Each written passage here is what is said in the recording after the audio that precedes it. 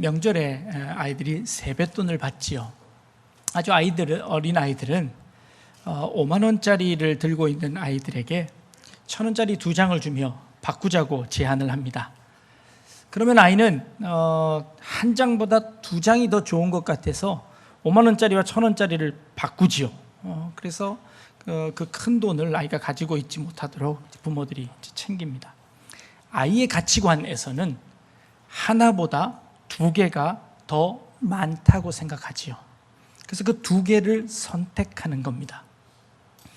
여러분들의 인생에서 어느 곳에 더 가치를 두고 있습니까? 여러분들이 두고 있는 그 가치를 여러분들이 산정하고 여러분들이 인정하는 그 가치만큼 여러분들께서 바꿀 수 있을 겁니다. 지난주에 우리는 영생을 얻기 위해서 어떻게 하면 영생을 얻을 수 있습니까? 어떻게 하면 천국에 들어갈 수 있습니까? 라고 물어보는 아주 부자 청년이 있었습니다. 그 청년에게 예수님께서 제안하셨습니다. 네가 가지고 있는 전 재산을 다 팔아서 가난한 사람에게 나누어 주고 영생을 선택해라 라고 말씀하셨지요. 그가 생각하기에 이 영생이라는 것과 자기가 가진 전 재산을 비교해 보았을 때 전 재산이 더 크다고 생각했기 때문에 그는 그것을 버리지 못하고 근심하면서 돌아갔다라는 것이 지난주의 본문이었습니다. 여러분들은 어떠신가요? 여러분들은 천국에 가는 영생과 여러분들이 가지고 있는 전 재산과 어느 것이 더 귀합니까? 네, 신앙인으로서 당연히 영생이 더 중요하다고 말씀은 하시겠지만 그러나 전 재산을 다 팔아서 영생을 받겠다고 하시는 분은 아무도 없을 것입니다. 그래서 지난주에 말씀드린 것은 우리가 그 영생의 가치를 잘 알지 못하니 그 영생의 가치를 온전히 알 때까지 이 영생을 포기하지 말고 주님과 한번 협상해보자 라는 것이 지난주의 결론이었습니다. 천국이 좋다는 것 다 알지요? 천국을 간 사람은 많은 것 같은데 갔다 온 사람은 별로 없어서 그 천국이 얼마나 좋은지 잘 모릅니다.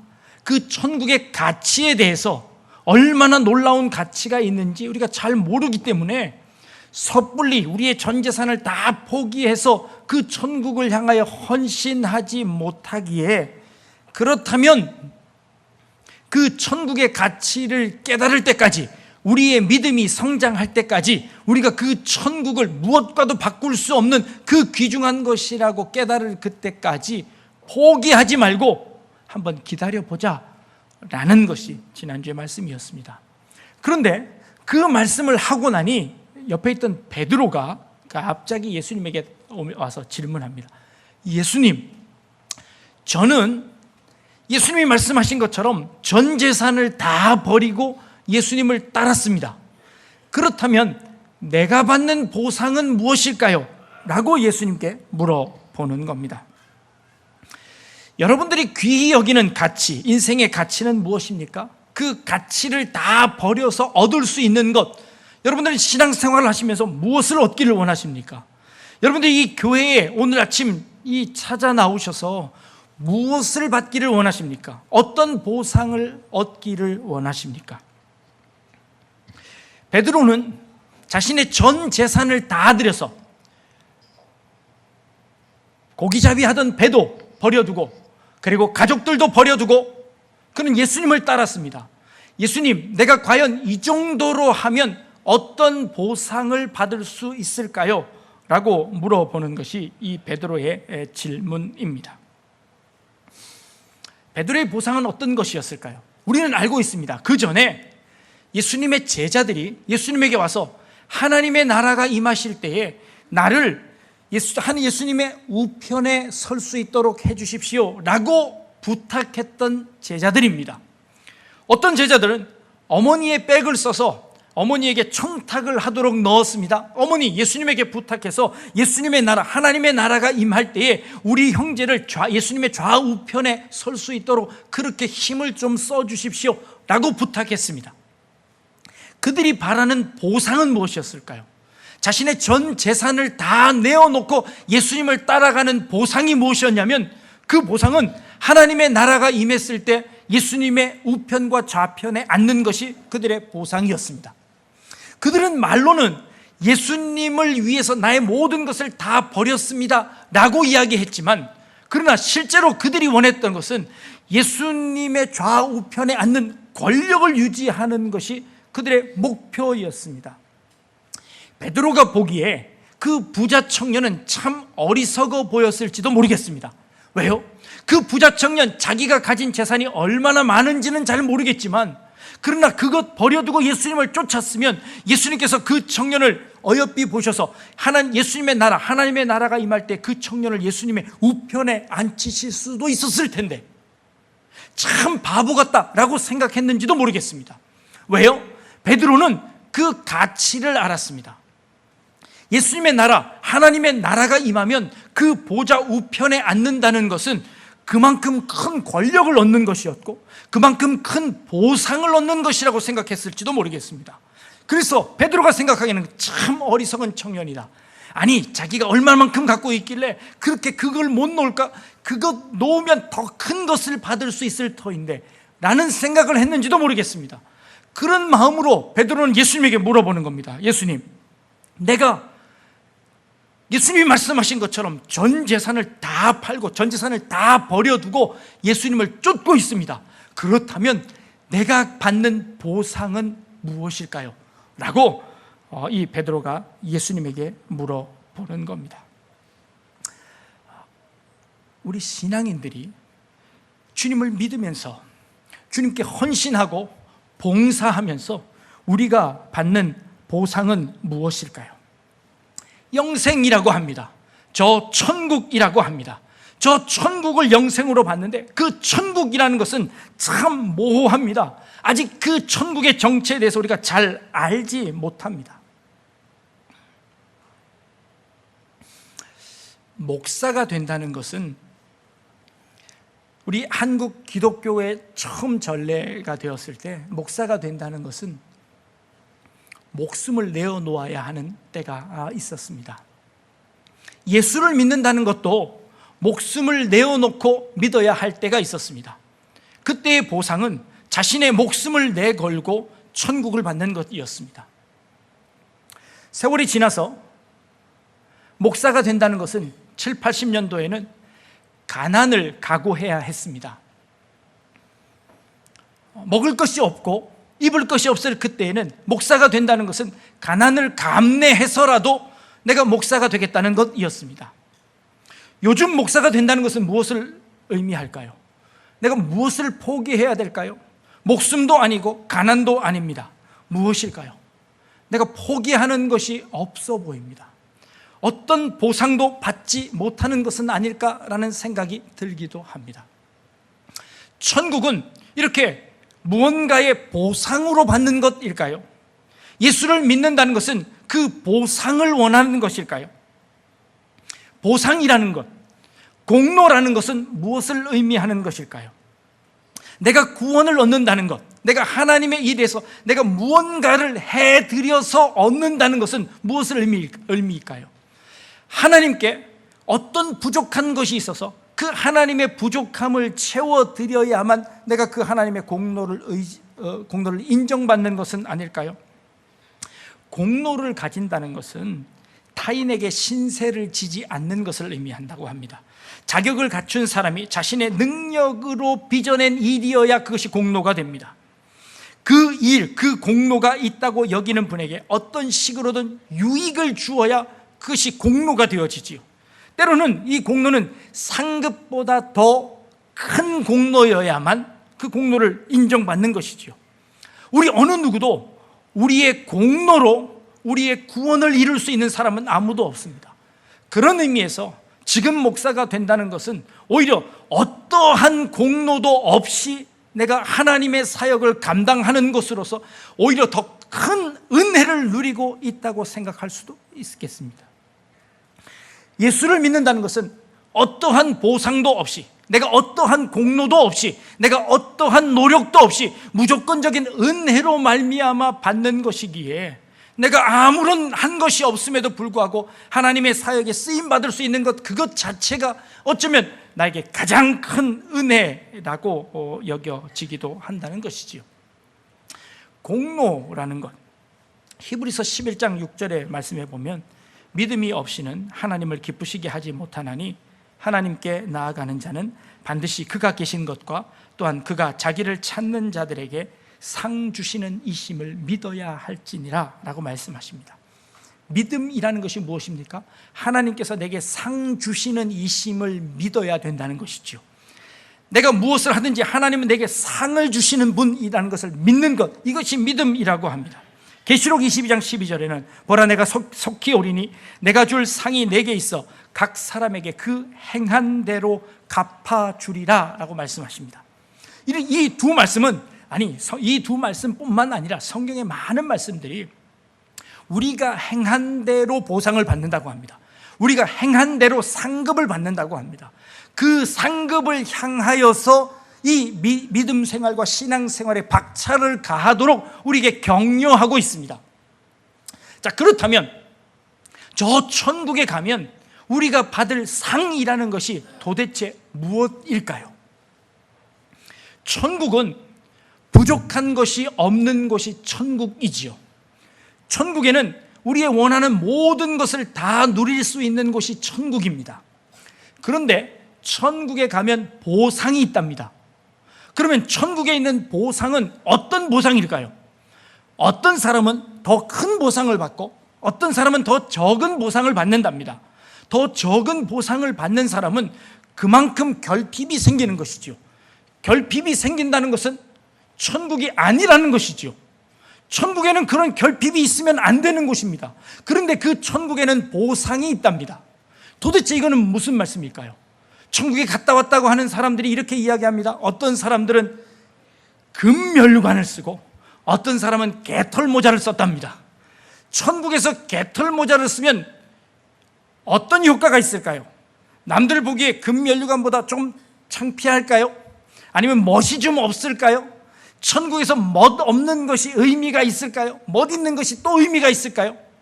개털 모자는 무엇이고 그 황금 면류관은 무엇을 의미하는 것일까요?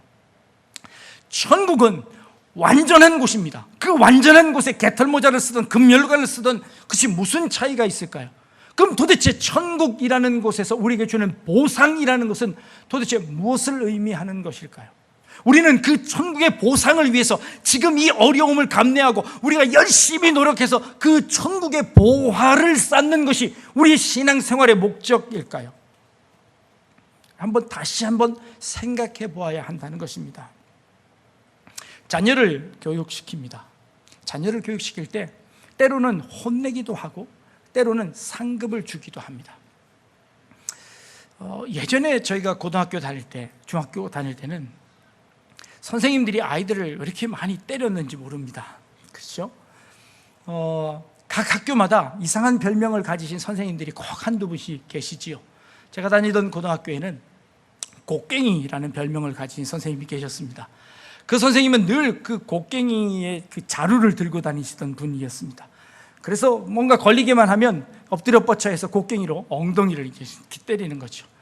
한날은 야간 자율학습 시간에 전체 교실에서 이렇게 굉장히 소란스럽고 시끄러웠습니다. 선생님이 마이크로 남학생 전체를 운동장으로 다 불러내신 겁니다. 그리고는 한 사람씩 나와서 이 곡괭이 자리로 풀 스윙을 해서 한 대씩 맞는 것이었습니다. 앞에 있는 사람부터 나와서 설마 저 많은 학생들 다 때릴까? 정말 다 때리시더라고요.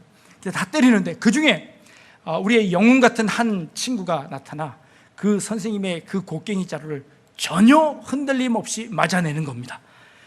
그 순간에 이 모든 아이들이 영웅처럼 그 아이를 쳐다보기 시작했습니다. 저렇게 아픈 그 스윙을 어떻게 받아낼까? 전혀 요동치 않고 받아냅니다. 그 순간 어떻게 됐을까요? 선생님의 자존심이 상한 겁니다. 다시 엎드려 해서 그 아이를 또 때리기 시작합니다. 한 3대쯤 맞고 나서는 그 다음에 도저히 일어날 수 없을 정도로 뒹굴고 말았습니다. 그 당시는 그 학생이 굉장히 대단해 보였습니다. 근데 지나고 나니까 좀 생각이 달라졌습니다. 선생님의 목적이 뭔가요? 때리는 게 목적이 아니라 그것을 통해서 경고하는 것이 목적이지요. 그러면 그 선생님의 경고에 그냥 엄살을 좀 부려서라도 아프다고 뒹굴어야지요. 그래야지 이게 선생님의 의도 아니겠습니까? 그 선생님의 의도를 벗어나서 그것을 버틴다면 그것은 형벌의 효과가 없어지는 것이죠. 만약에 하나님께서 우리를 혼내시는데 하나님 한번 해보십시오, 해볼 테면 해보십시오, 내가 버티겠습니다 라고 버티면 어떻게 될까요? 네, 우리만 죽습니다. 우리만 죽습니다. 그렇죠? 하나님의 형벌에 우리가 그것을 반응을 해야죠. 요즘은 아이들을 한둘만 키웁니다. 아이를 인격적으로 대우하지요. 그래서 전혀 아이들의 혼내는 것을 두려워합니다. 물론 필요합니다. 아이들에게 인격적으로 대하고 그 아이를 잘 교육하는 것 참 필요합니다. 어느 날 식당에서요, 한 아이를 이렇게 막 예의를 지키지 않고 많은 사람들이 있는 곳에서 막 떼를 쓰고 난장판을 벌입니다. 엄마가 그 아이에게 가서 타이릅니다. 엄마가 사람들 많은 곳에서는 어떻게 하라고 했지? 하고 아이들에게 조곤조곤 이야기합니다. 아이가 말을 듣나요? 절대 듣지 않지요. 그러면 엄마가 떠드는 사람은 나쁜 사람이라고 했지, 엄마가 제일 싫어하는 사람은 누구라고 했어? 하고 아이와 대화를 시도하지요. 이럴 때 아이가 그 대화를 이해할까요? 아니지요. 아이는 이렇게 대답합니다. 엄마가 제일 싫어하는 사람 누구라고 했어? 아이 이렇게 대답합니다. 아빠요 라고 대답하지요. 아이는 지금 그 상황을 이해하지 못하지요. 그런 상황에서는 어떻게 해야 하나요? 그 아이를 꼭 안아서라도 그 행동을 제지해야 합니다. 그 행동을 하는 것이 나쁘다는 것을 가르쳐주는 것이 교육이지요. 이게 형벌입니다. 하나님께서 우리를 가르치실 때에 때로는 우리를 꼭 안아서 움직이지 못하도록 만드시는 겁니다. 그러면 하나님의 목적은 무엇일까요? 우리를 움직이지 못하게 하는 것이 목적일까요? 아니요. 그렇게 해서 하나님의 마음을 아는 것이 목적이지요. 이게 형벌입니다. 구약의 많은 형벌에 대해서는 하나님께서 이런 마음으로, 부모의 마음으로 우리에게 가르치시는 겁니다. 형벌 자체가 목적이 아니라 그것을 통해서 하나님의 뜻을 알고 하나님의 마음을 깨닫는 것, 이것이 하나님의 목적이기 때문에 그렇습니다. 하나님은 그 목적을 이루기 위해서 반드시 형벌만 사용하시지는 않습니다. 하나님께서 사용하시는 것은 상급이기도 합니다. 하나님의 말씀을 잘 들으면 너에게 축복하겠다는 구약의 많은 말씀들이 있습니다. 그 구약의 많은 말씀에 그 상급의 그 말씀은 상급 자체의 목적이 있지 않습니다. 우리가 하나님을 믿어서 그 상급을 받는 것이 목적이 아니라는 것이지요. 그 상급을 통해서 정말 하나님께서 원하시는 목적이 있다는 겁니다. 그 목적이 무엇일까요? 그것을 알아내는 것이죠. 요한복음 21장에 가보면 예수님이 부활하신 후에 다 흩어져 있던 제자들을 한 사람씩 찾아가십니다. 그런데 그 갈릴리 바다에서 고기를 잡던 베드로와 요한과 여러 형제들이 거기 있었습니다. 밤새 그물을 던졌는데 한 마리도 잡을 수 없었습니다. 그래서 예수님께서 말씀하시죠. 깊은 데다 그물을 던져라 라고 깊은 데 그물을 던졌더니 그물 가득하게 고기가 잡혔습니다. 세어보니 153마리였습니다. 그 153마리는 누가 세었을까요? 베드로가 세었을까요? 요한이 세었을까요? 아니요. 이름도 모르는 다른 사람이 고기를 세웠습니다. 왜요? 그 고기를 세기 전에 베드로는 이미 그 배에서 탈출해서 예수님을 만나러 가고 있었습니다. 고기가 많이 잡히는 순간 그 요한이 베드로에게 이렇게 이야기합니다. 이 일을 행하실 수 있는 분은 예수님밖에 없다. 바로 저분, 우리에게 말씀하신 저분이 예수님이야 라고 베드로에게 이야기합니다. 그러자 베드로는 그 고기를 내팽겨두고 그 벗은 몸에 겉옷을 챙겨서 바다로 뛰어들어서 예수님에게 달려갑니다. 그리고 예수님을 만나러 뛰어가는 것이죠. 이게 바로 축복의 의미입니다. 베드로는 이 지금 자기에게 온 이 축복이 그것 자체가 목적이 아니라는 것을 알았습니다. 예수님도 그 베드로에게 그 축복을 주신 목적이 그 축복을 즐기라는 것이 목적이 아니었습니다. 하나님께서 주신 축복이니 내가 세워야지. 그리고 앉아서 고기를 한 마리, 두 마리, 세 마리, 153마리를 쉬지 않았다는 겁니다. 그것은 다른 사람이 쉬게 내버려 두고 나는 그 축복을 통해서 예수님을 바라보는 것이지요. 그리고 그 예수님에게로 달려가는 겁니다. 그게 축복의 의미입니다. 그 축복을 주신 이유입니다. 그 축복을 통해서 예수님의 얼굴을 바라보는 것이지요. 형벌도 마찬가지입니다. 내게 왜 이렇게 아픔을 주십니까?가 아니라 그 아픔을 통해서 하나님의 은혜를 깨달을 수 있도록 만들어내시는 겁니다. 결국의 목적은 무엇입니까? 바로 그 주님을 발견하게 하시는 겁니다. 그 하나님을 만나게 하는 겁니다. 그 하나님이 우리의 인생 가운데 우리의 어떤 것과도 바꿀 수 없는 가치가 있는 것이라는 것을 가르쳐 주시는 것이죠. 그제서야 이 베드로는 자신의 모든 것들을 다 내어놓고 예수님만 붙잡을 수 있는 그런 믿음이 생겨졌습니다. 그래서 예수님을 위해서 이제 십자가도 거꾸로 지고 가는, 그것이 자기에게 큰 복이라는 것을 깨닫고 그 십자가를 짊어지고 가는 것이죠. 그것이 축복이라는 것을 깨닫는 겁니다. 우리에게 축복이라는 것 도대체 무엇입니까? 은혜라는 것이 도대체 무엇입니까? 여러분들, 결혼하신 분들은 연애의 경험들이 다 있으실 겁니다. 연애할 때 어떻게 하시나요? 퇴근하고 만나 저녁 먹고 차 마시고 쓸데없는 이야기들을 오랫동안 하지요. 그리고 집에 데려다 줍니다.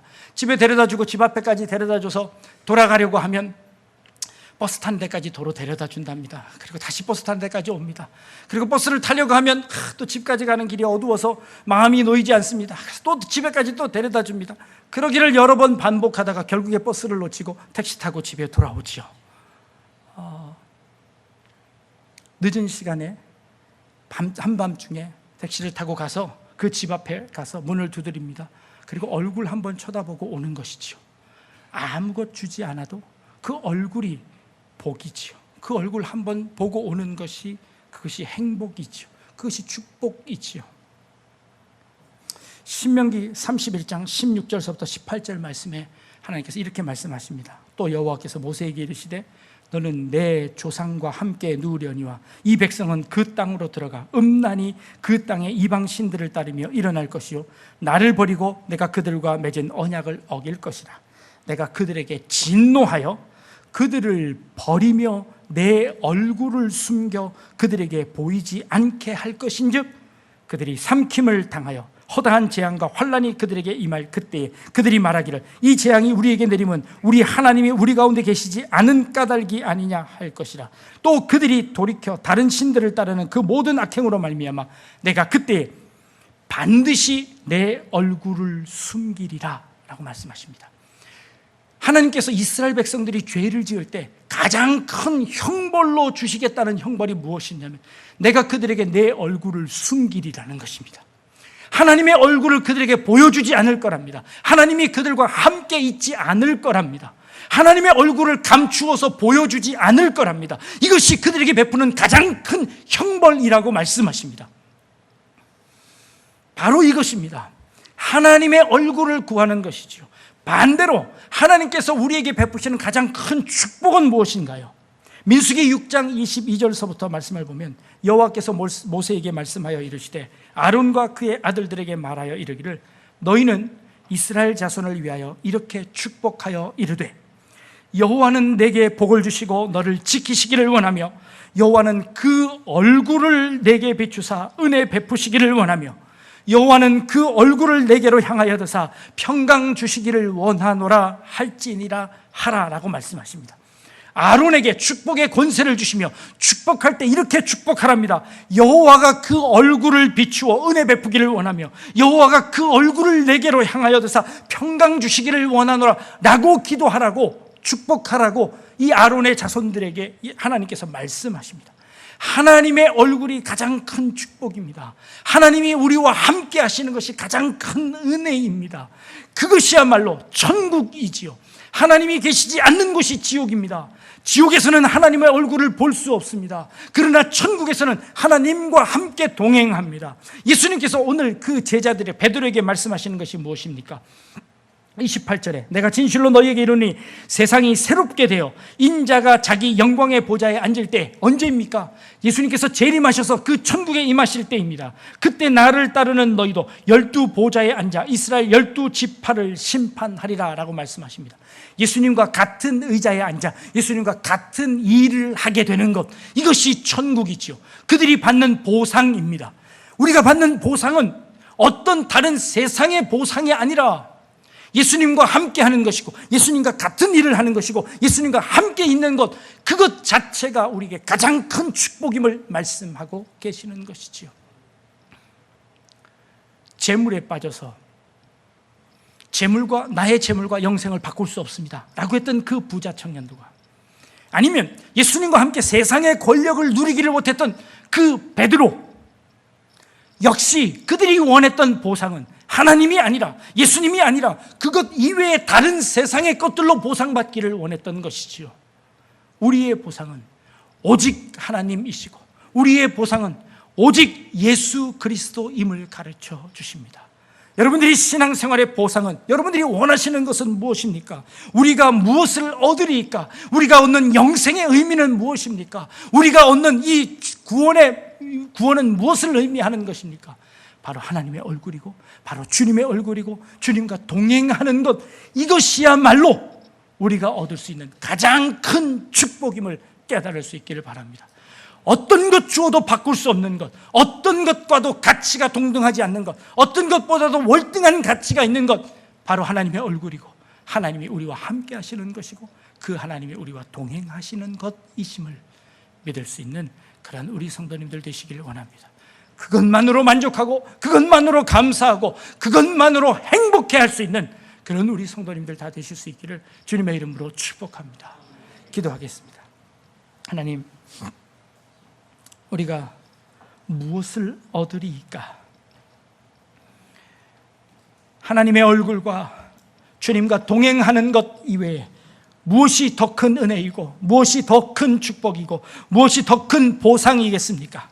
우리에게 주시는 하나님의 놀라운 그 은혜를 깨닫게 하시고 고백하게 하시고 어떤 것과도 바꿀 수 없는 그 하나님의 은혜를 누릴 수 있는 우리의 삶이 되게 하여 주옵소서. 감사드리며 예수님의 이름으로 기도합니다. 아멘.